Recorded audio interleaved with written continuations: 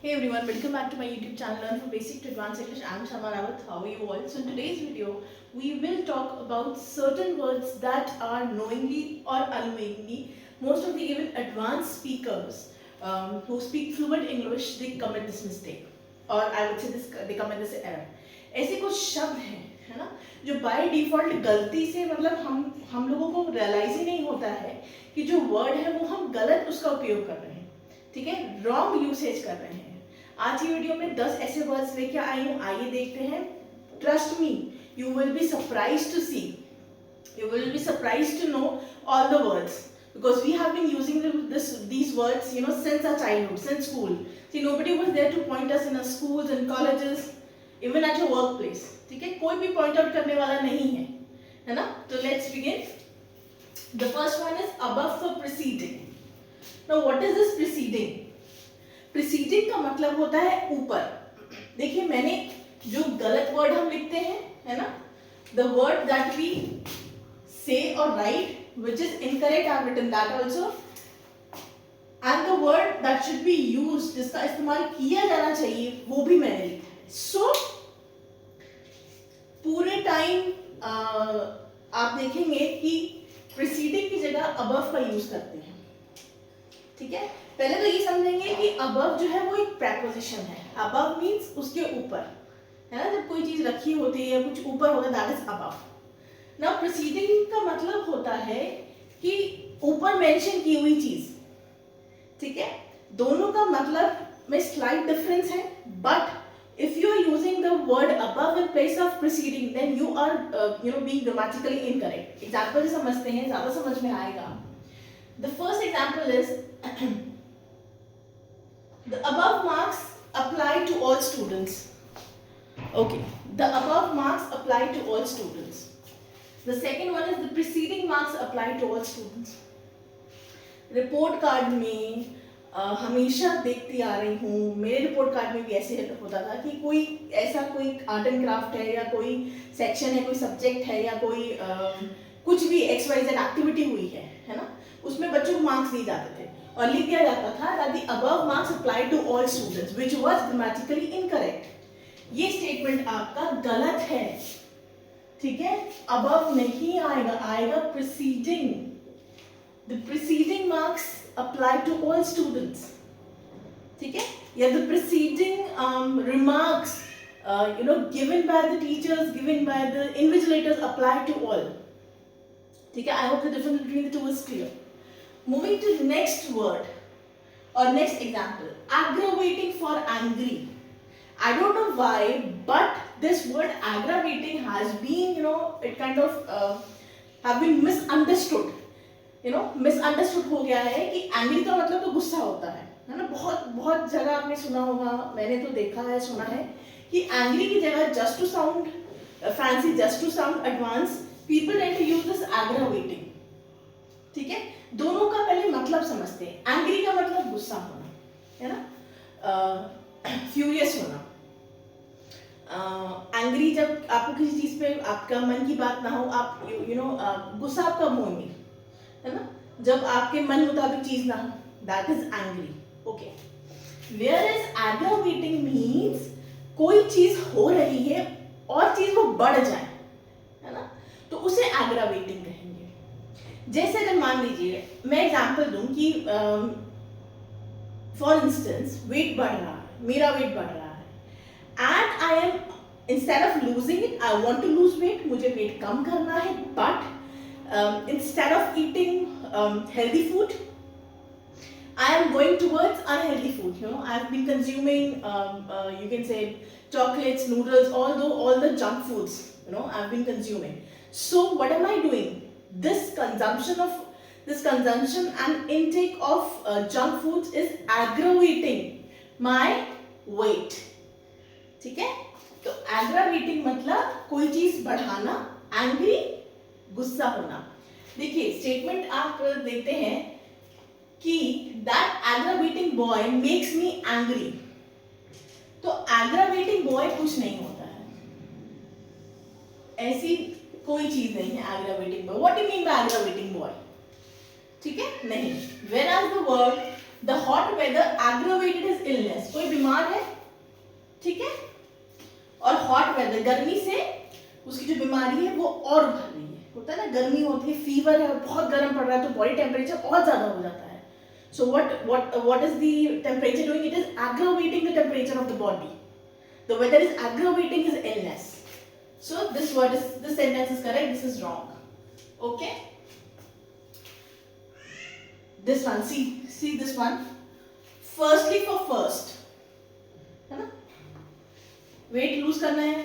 Firstly you have to drink water in the morning. Warm water in the morning, या पढ़ाई की तैयारी करनी, आईएएस का पेपर क्लियर करना है, तो बोलते हैं ना, firstly you need to get in touch और you need to know the syllabus, the entire syllabus of the IAS और व्हाटएवर द एग्जाम इज. तो माय डियर व्यूअर्स, अभी इस वीडियो में आपको पता चलेगा कि फर्स्टली जैसा कोई वर्ड होता ही नहीं है. Trust me, there is no word like firstly. You never add ly to firstly. This is grammatically also wrong, and if you talk about its spelling and इसका usage and its usage, then that is also wrong. Firstly कोई कुछ होता ही नहीं है, ठीक है, first होता है.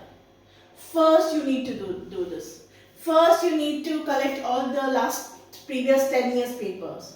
First you need to work upon your routine. देखिए एग्जाम्पल में, Firstly I have no money. Secondly I have no time. पहली बात तो मेरे पास कोई पैसा नहीं, रुपया नहीं है. सेकेंडली दूसरी बात ये, मेरे पास समय नहीं है. तो अब ये जो आपका फर्स्टली है, this is wrong. The sentence, the correct sentence and the correct usage of the word first is, first I have no money, secondly I have no time. Grammar का रूल है, सेकेंड में secondly लग सकता है, but there is no word like firstly. ठीक है, let me write it also. Firstly word does not exist. ठीक है, ये वर्ड एग्जिस्ट ही नहीं करता है my viewers. Okay, so this is the right sentence and this is the incorrect usage और incorrect statement. Okay, moving to number 4, habit for custom. Now if I ask you what is the difference between habit and what is the difference between custom, अगर आपको पता है well and good, नहीं पता है तो मैं हूं ना.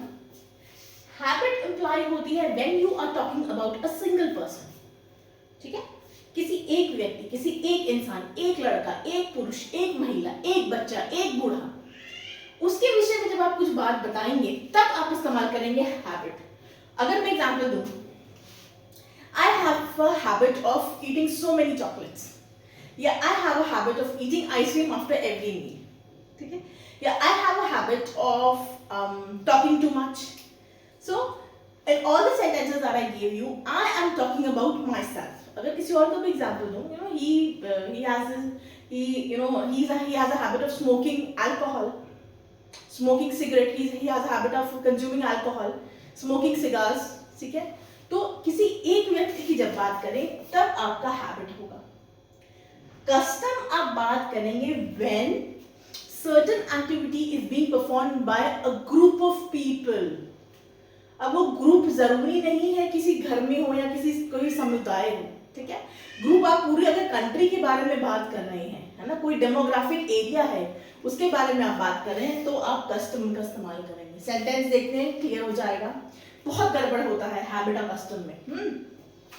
The first sentence says drinking tea is an Indian habit. चाय की सब शौकीन है और नहीं है तो अच्छी बात है.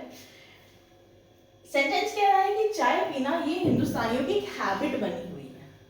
Moving to sentence number 2, drinking tea is an Indian custom. So what did I just tell you?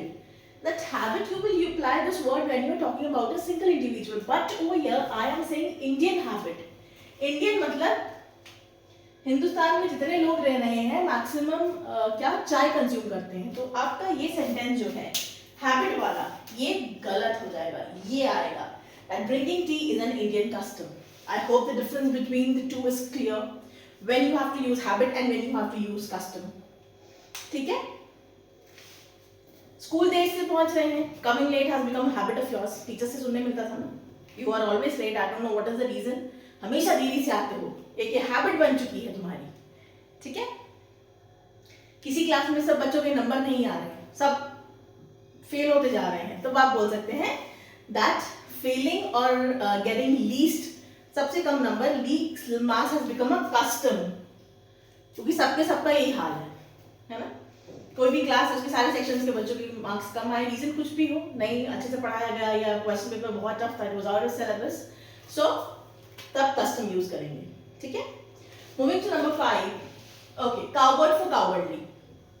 Again the word cowardly is an adjective. देखो एडजेक्टिव पता है विशेषता, he is a brave man, he is a religious person, I am a religious person, okay, तो he is a coward man, he is a cowardly man, coward man नहीं होता है, it is cowardly, ठीक है। आप विशेषता बता रहे हैं, एडजेक्टिव बता रहे हैं, नो मैटर जो विशेषता है वो गलत विशेषता है या सही विशेषता नहीं है, कावर्ड मतलब डरपोक होना, तो अगर आप sentence, if you come across a sentence and you're using this sentence that he is a coward man, then that is grammatically incorrect, because coward word है, लेकिन जब आप किसी के रेफरेंस में बोल रहे हैं कि ये एक डरपोक व्यक्ति है या ये डरपोक औरत है या स्त्री है, तो आप cowardly का इस्तेमाल करेंगे, ठीक है।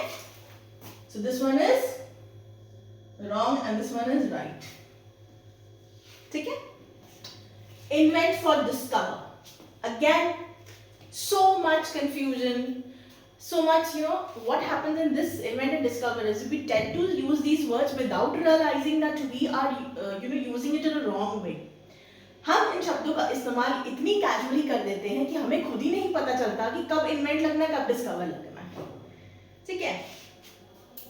इन्वेंट की जगह ज्यादातर अक्सर क्या होता है, डिस्कवर का इस्तेमाल हो जाता है।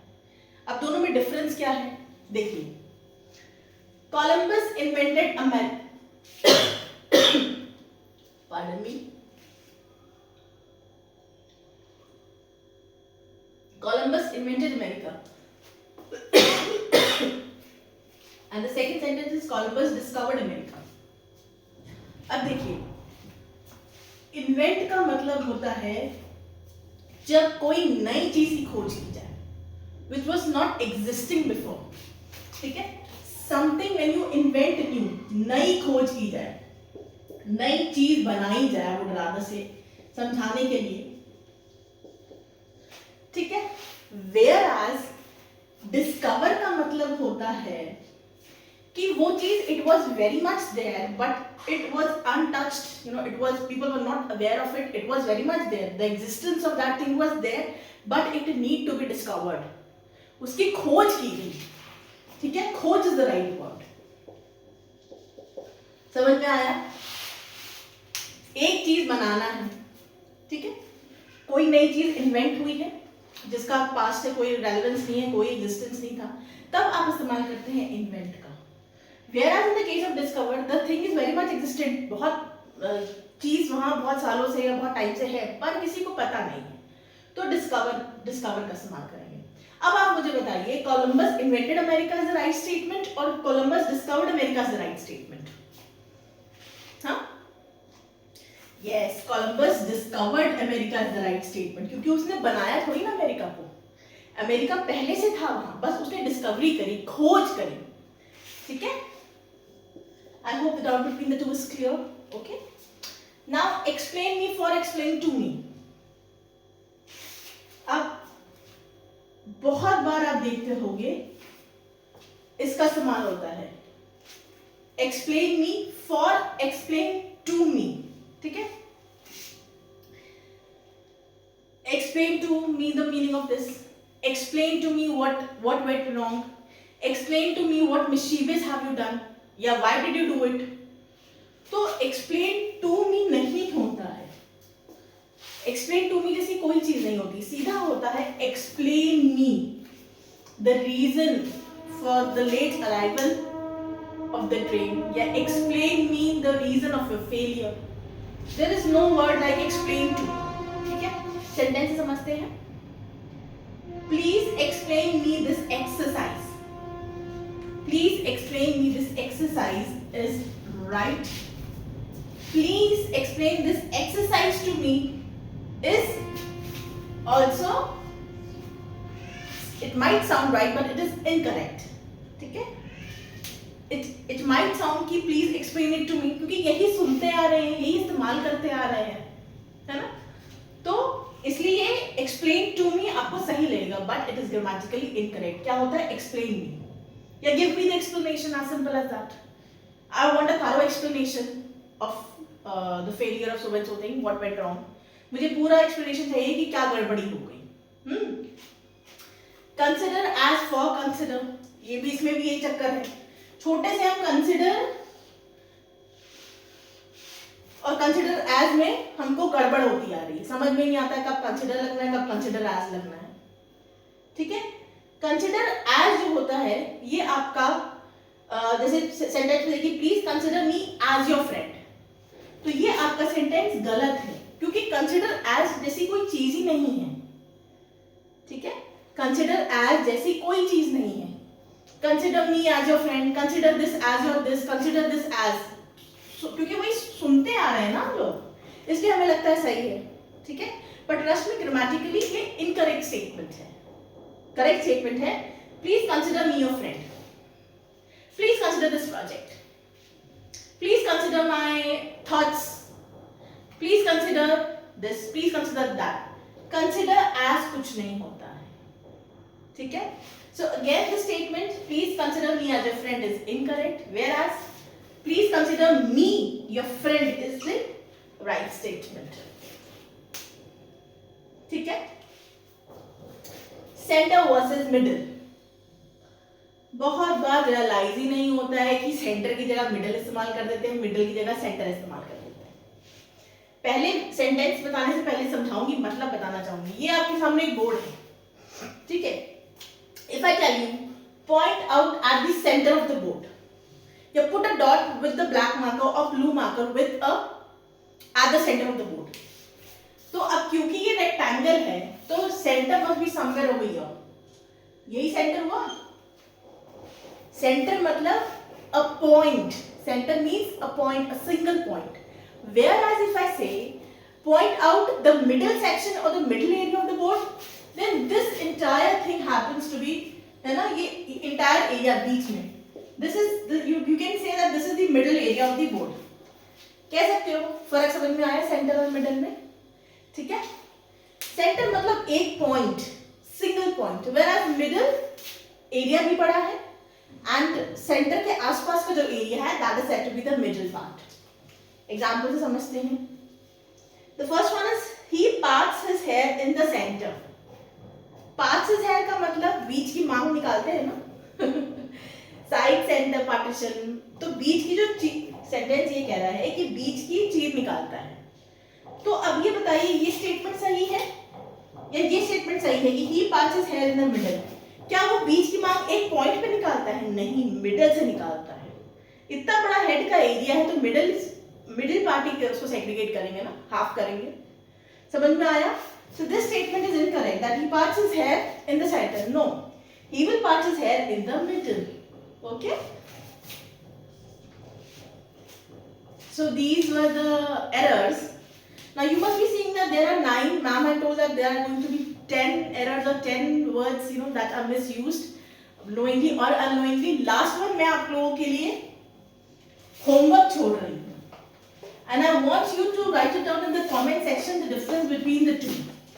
Of course, in my next video I will explain the difference between the two, and I will also tell you, you know, how we are using both the words interchangeably. The words happens to be crisis versus climax. Comment section में मुझे जरूर बताइएगा कि crisis और climax में difference क्या है और कब हम क्राइसिस की जगह क्लाइमैक्स यूज कर देते हैं और क्लाइमैक्स की जगह क्राइसिस यूज कर देते हैं. वीडियो पसंद आया तो झिझकिए नहीं, प्लीज ढेर सारा प्यार दीजिए मुझे, so that I can buckle up and work more and more to give you the best that I can. Okay, so please like my channel, share my channel, like my videos, share and subscribe my channel videos. Thank you for watching and being with me.